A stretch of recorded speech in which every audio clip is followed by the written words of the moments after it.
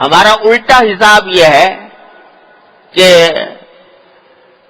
سارے نعمتوں میں زندگی گزارتے ہوئے اگر کوئی ایک تکلیف آ جائے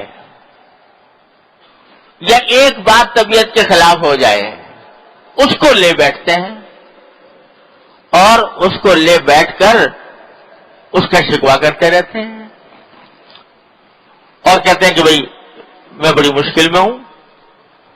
لیکن ہزارہا نعمتیں جو اللہ تو ہزارہا نہیں لاکھوں کروڑوں انگنت ان کی طرف دھیان بھی نہیں جاتا. ایک مرتبہ میرے شیخ حضرت عارف قدس اللہ تعالیٰ سرہ اللہ تعالیٰ ان کے درجات بلند فرمائے, سخت گرمی پڑ رہی تھی کراچی میں اور لوگ گرمی سے بلبلائے ہوئے تھے. تو کسی نے حضرت کی مجلس میں یا حضرت آج کل گرمی بڑی سخت ہے, تو حضرت نے فرمایا کہ بھائی تمہیں یہ گرمی کی سختی تو یاد رہی, لیکن اس گرمی کے نتیجے میں اللہ تبارک و تعالیٰ نے کیا کیا نعمتیں دے رکھی ہیں اس کی طرف دھیان نہ ہوا. یہ گرمی جو ہے کتنے جراثیم کو مار رہی ہے, کتنی بیماریاں اس کی وجہ سے دور ہو رہی ہیں, اس گرمی کے نتیجے میں کتنی کھیتیاں پک رہی ہیں, کتنے پھل پک رہے ہیں. یہ گرمی ہی تو ہے جس کے نتیجے میں فصلیں تیار ہوتی ہیں, جس کے نتیجے میں پھل پکتے ہیں. مدینہ منورہ مکہ مکرمہ میں, مدینہ منورہ میں خاص طور پر جو سخت ترین گرمی کا زمانہ ہوتا ہے کھجوریں اسی میں پکتی ہیں, اس سخت گرمی کے موسم میں پکتی ہیں. تو گرمی تو بہت شدید ہوتی ہے, لیکن اتنی ہوتی ہے کہ بعض اوقات فجر کے وقت میں بھی آدمی محسوس کرتا ہے کہ لو چل رہی ہے فجر کے وقت میں بھی. لیکن اسی گرمی کے اندر وہ کھجوریں پک رہی ہوتی ہیں جو سارے سال مزے سے کھاتے ہو اور جس کے اوپر بے شمار انسانوں کی معیشت کا دار و مدار ہے.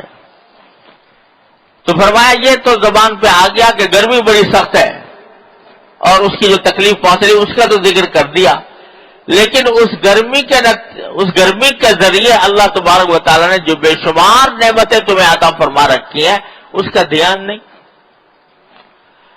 تو اگر اللہ تعالیٰ یہ دیکھنے والی نگاہ دے دے جو حضرت والا نے ارشاد فرمائی کہ دیکھو تو ہر تکلیف کے اندر بھی یقیناً ہر تکلیف کے اندر بے شمار مصلحتیں, بے شمار حکمتیں, اللہ تبارک و تعالیٰ کی بے شمار نعمتیں ہر تکلیف کے اندر موجود ہوتی ہیں. تو لیکن دیکھنے والی آنکھ چاہیے, سوچنے والا دماغ چاہیے, دھیان رکھنے والا دل چاہیے, تو وہ اس نعمتوں کی طرف دھیان کرتا ہے. میرے حضرت والد ماجد قدس اللہ تعالیٰ سرہ اللہ تعالیٰ ان کے درجات بلند فرمائے, وہ اس بات کو بڑے بلیغ انداز میں تعبیر فرمایا کرتے تھے کہ ہم لوگ واقعات کو الٹا پڑھتے ہیں. الٹا پڑھتے ہیں کیا مانا کہ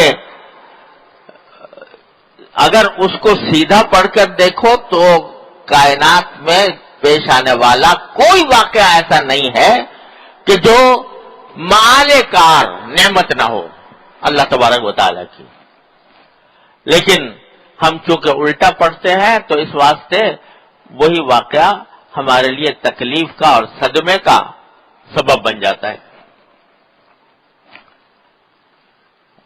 یہ بات ارشاد فرمائی تھی حضرت والد ماجد رحمۃ اللہ علیہ نے میرے بڑے مرحوم بھائی کی وفات کے موقع پر, جبکہ حضرت والد صاحب علیہ کے بڑے چہیتے صاحبزادے تھے مولانا محمود اشرف صاحب کے والد, اور تقریباً جوانی میں انتقال ہوا. ان کا صدمہ پہنچا ہوا تھا. اس وقت فرمایا کہ ہم واقعات کو الٹا پڑھتے ہیں. الٹا کس طرح پڑھا کہ اچھا خاصے جوان آدمی تھے, 50 سال عمر تھی, اور ابھی بیٹوں کی شادی بھی نہیں دیکھی تھی اور انتقال ہو گیا. لیکن فرمایا اس کو سیدھا پڑھو, سیدھا اس طرح پڑھو کہ مرنے کا وقت تو متعین تھا اللہ تبارک و تعالیٰ کی طرف سے. ہر انسان گنی ہوئی گھڑیاں لے کر آتا ہے, لہذا وہ تو متعین تھا. لیکن وہ موت جو کہ آنے ہی والی تھی, اس کو, اس کے صدمے کو کم کرنے کے لیے اللہ تبارک و تعالیٰ نے کتنے اسباب مہیا فرمائے کہ وہ حج کر کے آئے تھے, اللہ تعالیٰ نے ان کو پاک صاف کیا حج کے نتیجے میں, پھر واپس آ گئے, اپنے والدین سے بھی ملاقات کی. مولانا محمود اشرف صاحب اس زمانے میں مدینہ منورہ میں پڑھتے تھے, تو ان سے بھی ملاقات ہو گئی, ان کو خدمت کا بھی موقع مل گیا. آ کر اپنے دوست احباب سے ملاقات بھی ہو گئی اور ان کی دعوت بھی کر لی. تو وقت تو آنا تھا, لیکن اس آنے کے لیے اللہ تبارک و تعالیٰ نے کیسے اسباب جمع فرمائے کہ اس کے نتیجے میں وہ وقت, اس وقت کے آنے سے پہلے اللہ تبارک و تعالیٰ نے یہ نعمتیں عطا فرما دی. تو فرمایا یہ ہے سیدھا پڑھنے کا راستہ. اور ہم ہر واقعے کو الٹا پڑھتے ہیں, اس کے نتیجے میں گھبراتے ہیں, پریشان ہوتے ہیں, شکوے کرتے ہیں. ورنہ اللہ تبارک و تعالیٰ کی نعمتوں کا, نعمتیں ہر بڑی تکلیف دہ حالت میں بھی اللہ تبارک و تعالیٰ کی طرف سے. بیماری تو آ گئی, لیکن کتنے تیماردار مجھے میسر ہیں. اللہ تعالیٰ نے استطاعت دی ہے کہ میں اس کا علاج کر سکوں. مہربان معالج موجود ہے. ان نعمتوں کا تصور کرو تو یہ سیدھا پڑھنا, اور کہ بھائی اچھا خاصے ہم ٹھیک ٹھاک تندرست تھے, سب کام کر رہے تھے, بیٹھے بیٹھائے بیمار پڑ گئے. یہ الٹا پڑھ رہے ہو واقعے کو. ارے کوئی انسان ایسا نہیں ہے کہ جس کو زندگی میں کبھی نہ کبھی بیماری پیش نہ آئے, لیکن بیماری پیش آنے کے ساتھ اللہ تبارک و تعالیٰ نے کتنے اسباب دے رکھے ہیں راحت کے اور اس تکلیف کو ہلکا کرنے کے. اس کو بھی تو غور کرو. میرے والد ماجد رحمۃ اللہ سنایا کرتے تھے کہ حضرت کے استاد تھے حضرت میاں صاحب رحمۃ اللہ علیہ, حضرت مولانا سید اصغر حسین صاحب رحمۃ اللہ علیہ.